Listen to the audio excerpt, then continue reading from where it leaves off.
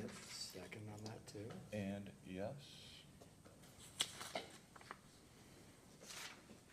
And that's all I have. Very good.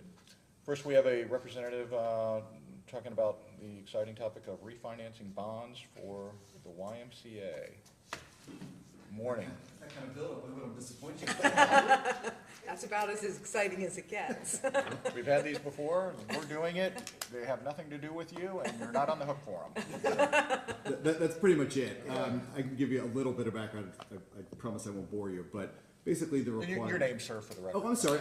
Good morning, Commissioners. My name is Patrick Woodside. I'm an attorney at Frost Brown Todd, and I'm here representing the Butler County Port Authority with respect to some bonds to benefit the YMCA, the Great Miami Valley YMCA.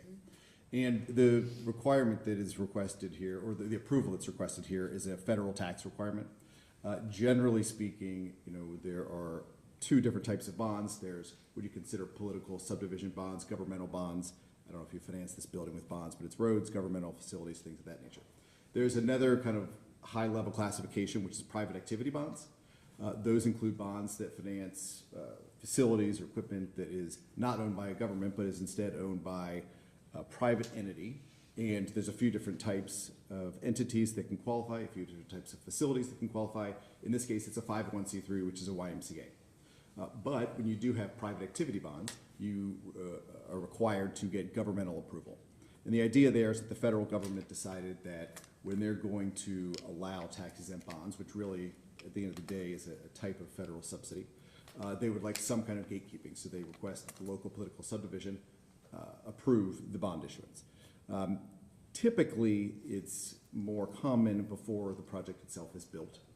Usually it's a way to gauge community thoughts. If someone, sometimes there's a not in my backyard type mentality out there, depending on the type of project. In this case, the project does exist. It's the YMCA. The one that is located in Warren County is it's called Atrium YMCA, if you're familiar with it.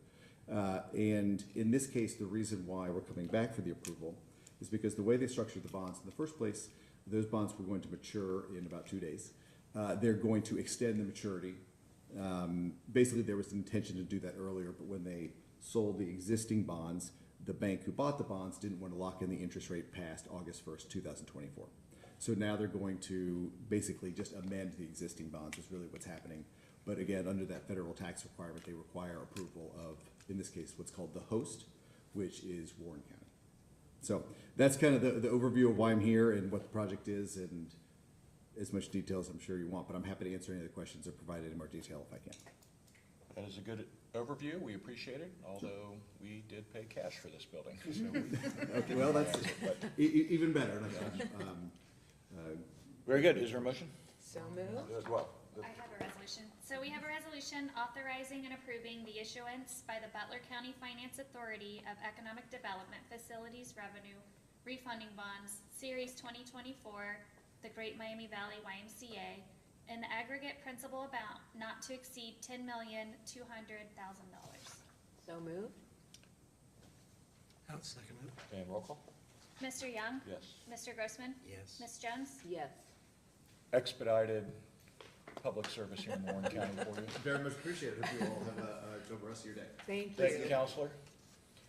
Any other business come before the board on? I just have one thing I wanna mention. As you all know, I was at the NACO conference just a couple of weeks ago, their annual meeting, and Warren County received an award for some outstanding work it's done in the workforce development space.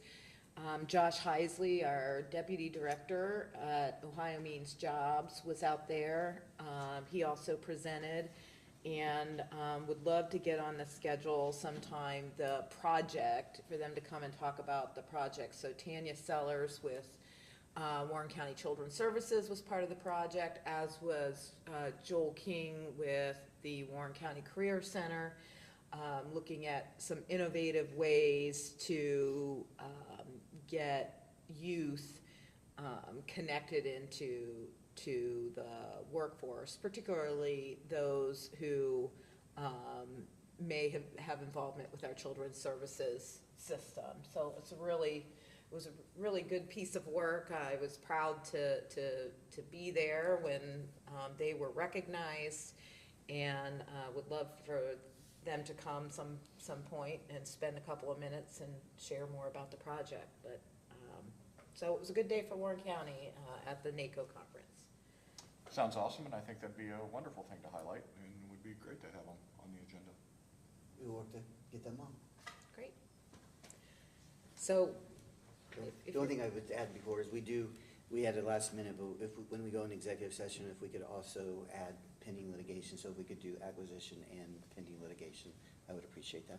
okay, so I'll make a motion to go into executive session for acquisition of property pursuant to ORC 121.22G2 and for pending or imminent litigation with legal counsel present, section 121.22G3. Second.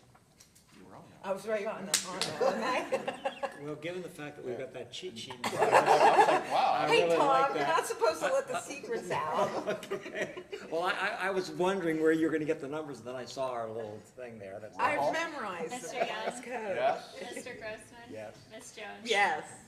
I've memorized the ORC. Come on. Bruce pulls Well, that you know, out it is occasionally. the bar.